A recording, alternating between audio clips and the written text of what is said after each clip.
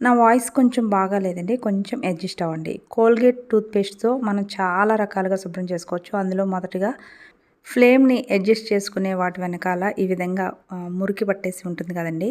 Just ఇలా టూత్‌పేస్ట్‌ని apply చేసేసి ఒక్క 2 మినిట్స్ వదిలేసి తర్వాత కొంచెం తడి చేసి తుడిచేస్తే చాలా నీట్‌గా, ఈజీగా క్లీన్ అయిపోతాయి.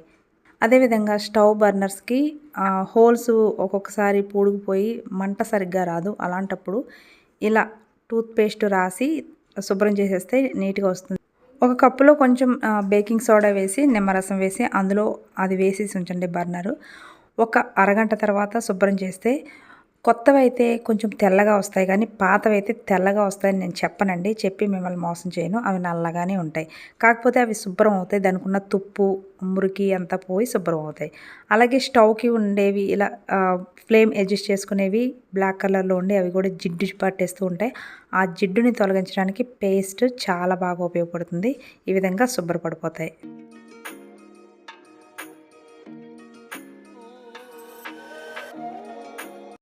అదేవిధంగా లైటర్ కూడా జిడ్డుగా ఉంటుంది. అలాంటప్పుడు పేస్ట్ అప్లై చేసి తుడిచి చూడండి, మిరాకిల్ చూస్తారు.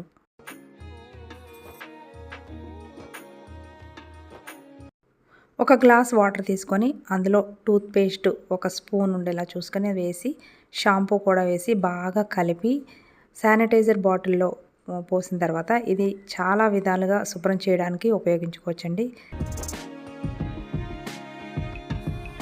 భోజనం చేశాక డైనింగ్ టేబుల్ మీద ఉండే షీట్స్,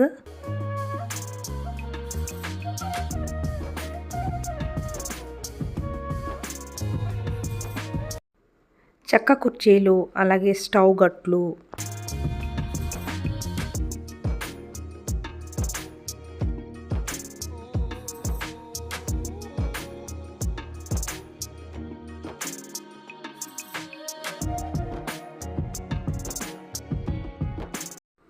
ప్లాస్టిక్ చైర్స్, టేబుల్స్, కిటికీలు, గుమ్మాలు, తలుపులు ఒకటి కాదండి ఇంకా చాలా రకాలుగా శుభ్రం చేసుకోవచ్చు.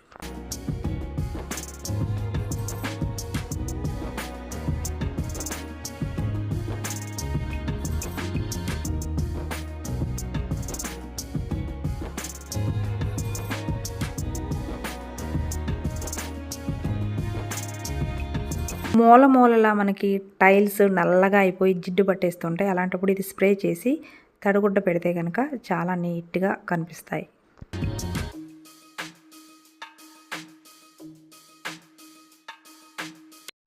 రాగి సామాగ్రి కూడా తెల్లగా వస్తుంది.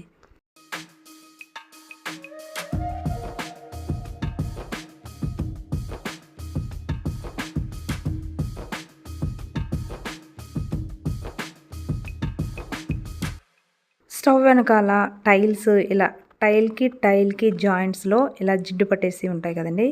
జస్ట్ పేస్ట్ అప్లై చేసి కొంచెం సేపు వదిలేసి రుద్ది చూడండి. మురికి మొత్తం మాయమైపోతుంది.